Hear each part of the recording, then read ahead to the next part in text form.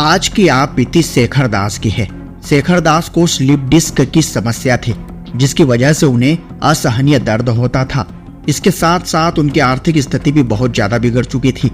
शेखर दास ने बताया कि एक बार घर में दिया जल रहा था और कैसे बच्ची के जॉकेट में आग लग जाती है और फिर सतनाम का जाप करते ही होता है अद्भुत चमत्कार। किस तरह शेखर दास को काउंसलिंग में दिक्कत आती है, कैसे शेखर दास अपना ट्रांसफर रुकवाना चाहते थे, जिसके लिए नेताओं के हाथ पांव जोड़कर ही ये कार्य हो सकता था। लेकिन फिर शेखर दास ने ठान लिया था कि जब तक वह संत रामपाल जी महाराज की शरण में है, वो नेताओं के नमूजे नहीं करेंगे।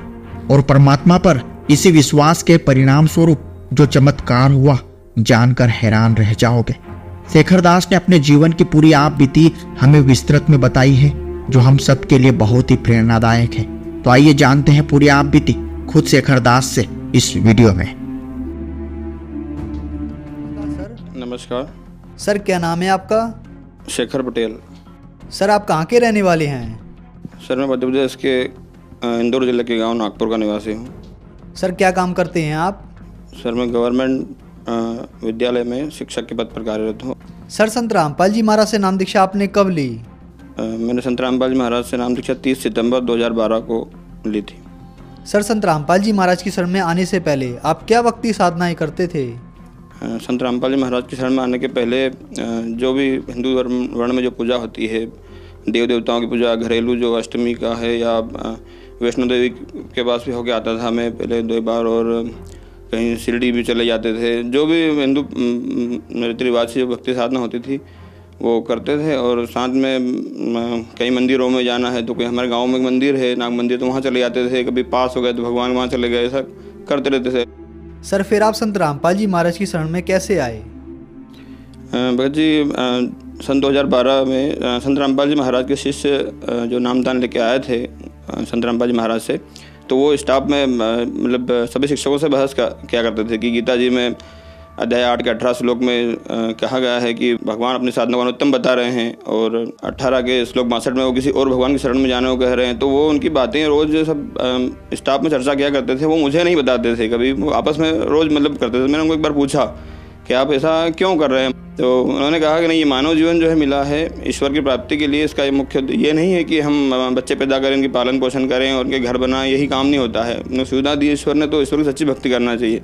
तो वो बात मेरे दिमाग को बहुत जो है जगह कर गई। तो अगले दिन फिर मैं खुद उनकी बातों में इंटरेस्ट लेने लग गया, और उन्होंने फिर मुझे जो है कहा कि आप संत रामपाल जी महाराज के सत्संग सुना करो। इनके साधना टीवी पे 7:40 से सत्संग आते हैं और आप जो है उनको समझो।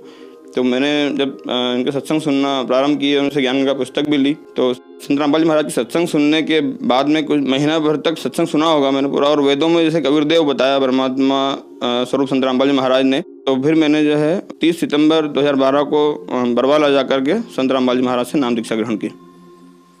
सर, संत रामपाल जी महाराज से नाम दीक्षा लेने के बाद श्रद्धालुओं को बहुत सारे लाभ प्राप्त होते हैं, तो क्या संत रामपाल जी महाराज से नाम दीक्षा लेने के बाद आपको भी कुछ लाभ प्राप्त हुए? हाँ, संत रामपाल जी महाराज से नाम दीक्षा लेने के बाद जैसे शरीर की समस्या जो थी, मुझे स्लिप डिस्क की दिक्कत थी, मेरी L5 स्लिप थी। और जो स्लिप डिस्क की जो दिक्कत थी, MRI करवाई गोकुलदास हॉस्पिटल इंदौर में। तो वहाँ से जो है संदीप अग्रवाल सर जो है डॉक्टर हड्डी रोग विशेषज्ञ है, उनको बताया। तो उन्होंने कहा कि कुछ ट्रीटमेंट दिया था उन्होंने कि ये ले लो, और 1 महीने बाद आपको या तो फिर इंजेक्शन लगेगा, शायद 5,000 रुपये का बताया था, 5,000 रुपये का इंजेक्शन लगेगा, और उससे आपको आराम हो जाए तो ठीक है, नहीं तो फिर जो है आपको ऑपरेशन करवाना पड़ेगा इसका। और ऑपरेशन के बाद में भी आपको कोई वेट नहीं उठा सकते, आप सामान्य जीवन नहीं जी सकते, जैसा गाड़ी दौड़ाना या कोई करना नहीं कर सकते आप। लेकिन संत रामपाल जी महाराज से दीक्षा लेने के पश्चात मुझे स्लिप डिस्क के बारे में ना कोई दवाई लेना पड़ी, ना कोई ऑपरेशन करवाना पड़ा। केवल बस गुरुजी द्वारा दिए गए मंत्र जाप से ही जो है मेरी वो समस्या दूर हो गई। दूसरी समस्या मेरी जो है पाचन संबंधी थी, जो 4-5 साल से लीवर में पीलिया हो गया था, कमजोरी बहुत ज़्यादा थी, और कुछ भी चीज़ खाने में शरीर के अंदर पाचन में समस्या आती थी। डॉक्टर के पास जाते थे तो वो जो है पाचन की गोली देते थे, जब तक खाते जब तक ठीक रहता था, और उसके बाद में वापस वही स्थिति आती। लेकिन संत रामपाल जी महाराज से नाम दीक्षा लेने के बाद जो है ना तो मैंने कोई पाचन संबंधी गोली खाई, ना कुछ का इलाज भी नहीं करवाया। एक लाभ और सर जी, संत रामपाल जी महाराज की शरण में आने से पहले जो है मेरे जैसे मैं बहुत ज़्यादा स्कूल के अलावा सुबह शाम क्लासेस वगैरह पढ़ाता था और बहुत मेहनत करता था, लेकिन फिर भी आर्थिक स्थिति इतनी अच्छी नहीं थी और एक तनाव सा रहता था माइंड पे। कोई भी काम करने के पहले जैसे ऐसा घबराहट सी होती थी कि क्या पता है काम होगा कि नहीं होगा, और ये होता है तो कैसे होगा, सफल होगा नहीं होगा। लेकिन संत रामपाल जी महाराज से नाम दीक्षा लेने के पश्चात जो है मैंने वो काम भी आधा कर दिया, लेकिन आज तनाव माइंड पे नहीं है, फ्रीली कोई भी काम आराम से परमात्मा की दया से हो जाता है हमारा। संत रामपाल जी महाराज से नाम दीक्षा लेने के बाद और लाभ कि परमात्मा कहते हैं कि संत शरण में आने से आई टले बला, जो मस्तक में सूली हो कांटे में टल जा। इसके तहत जब हम घर में थे और किचन में एक दीपक लगा हुआ था, तो मेरी बालिका जो है 12-13 साल की थी, वो पीछे साइड खड़ी हो गई, पीछे उसकी जैकेट में आग लग गई और मैं वहीं खड़ा सतनाम जाप कर रहा था और हम कुछ थोड़ी बहुत बात भी कर रहे थे, तो एकदम आग लगी तो उसकी जैकेट पूरी जल गई और उसको पता ही नहीं मेरे पीछे आग लग गई और मैं जैसे जस्ट देख कर उसकी आग बुझाई। अगर संत रामपाल जी महाराज की शरण में यदि नहीं होते तो क्या पता वो कौन सी घटना होना थी। तो उससे वो वाणी जो है कबीर परमात्मा की सफल होती है कि संत शरण में आने से कोई भी तकलीफ नहीं आती है, और तकलीफ आती है तो वो बहुत हल्के में टल जाती है। सांसारिक लाभ भी यदि देखे जाएँ तो बहुत होते हैं कि मेरी सर्विस मेरे गाँव से 20 किलोमीटर दूर थी और मैं 20 किलोमीटर दूर सर्विस पे अपने जॉब करता था, माँ बाप के साथ रहता था। लेकिन गवर्नमेंट के नियम के अंतर्गत एक युक्तियुक्तिकरण प्रक्रिया होती है। युक्तियुक्तिकरण में 2 टीचर हम अतिशेष हो गए थे, तो उसमें मेरा नाम भी आ गया।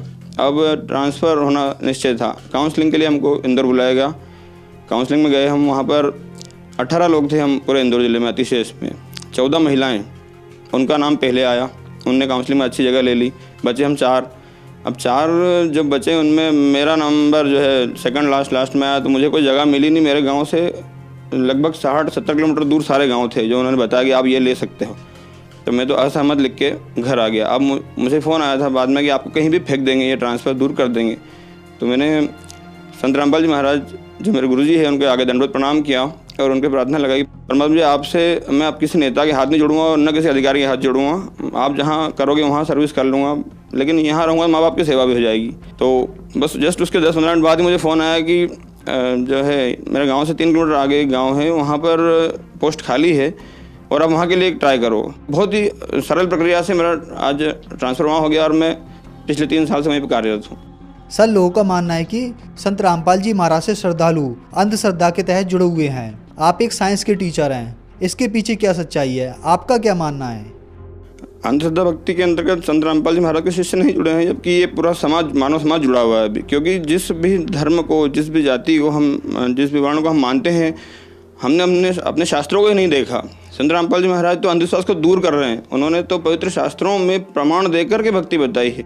आप किसी भी धर्म को मानते हैं, हिंदू धर्म में यदि हम हैं तो हमको वेदों को, गीता जी को प्रथम मानना भी है, क्योंकि परमात्मा का विधान है वेदों में।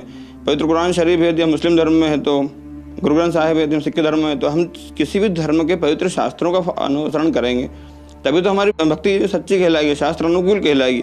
अंधश्रद्धा भक्ति वो नहीं। अंधश्रद्धा भक्ति तो वो है जो हमने कोई प्रमाण नहीं देखा, हम एक के पीछे एक चले जा रहे हैं। तो इस समाज को ये कहना चाहते हैं कि अंधश्रद्धा भक्त संत रामपाल जी महाराज के शिष्य नहीं है, वे भगत हैं जो कि बिना किसी प्रमाण को देखे हुए लोगों के पीछे दौड़ लगा रहे हैं। सर, संत रामपाल जी महाराज से नाम दीक्षा लेने के बाद आपकी स्लिप डिस्क की प्रॉब्लम ठीक हुई, लीवर की प्रॉब्लम ठीक हुई और आपकी आर्थिक स्थिति बहुत अच्छी हुई और भी बहुत सारे लाभ संत रामपाल जी महाराज ने आपको दिए। तो जो श्रद्धालु आज आपको देख रहे हैं, आप उन्हें क्या संदेश देना चाहेंगे? आज मैं जो भी श्रद्धालु देख रहे हैं, मुझे जगत और भगत सभी से हाथ जोड़ के प्रार्थना करना चाहता हूँ कि संत रामपाल जी महाराज के ज्ञान को समझें।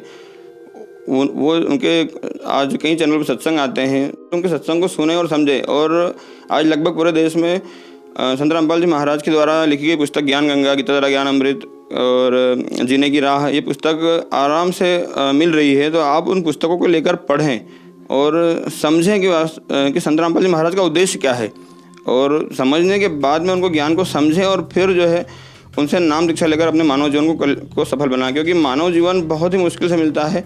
सभी शास्त्रों में या हमारे जो भी धर्म के जो भी ईश्वर प्राप्त जो भगत है, उन्होंने बताया कि मानव जीवन दुर्लभ है, ये मिले न बारंबार, जैसे तरवर से पत्ता टूट गिरे बहु न लगता डार। तो इस अनमोल मानव जीवन को बचाना है तो शास्त्र अनुकूल भक्ति करना पड़ेगी, और शास्त्र अनुकूल भक्ति केवल और केवल इस पूरी पृथ्वी पर संत रामपाल जी महाराज ही दे रहे हैं। तो सभी से आज प्रार्थना है कि संत रामपाल जी महाराज के ज्ञान को समझें और उनके नाम दीक्षा लेकर के अपने मानव जीवन को सफल बनाएं। धन्यवाद सर।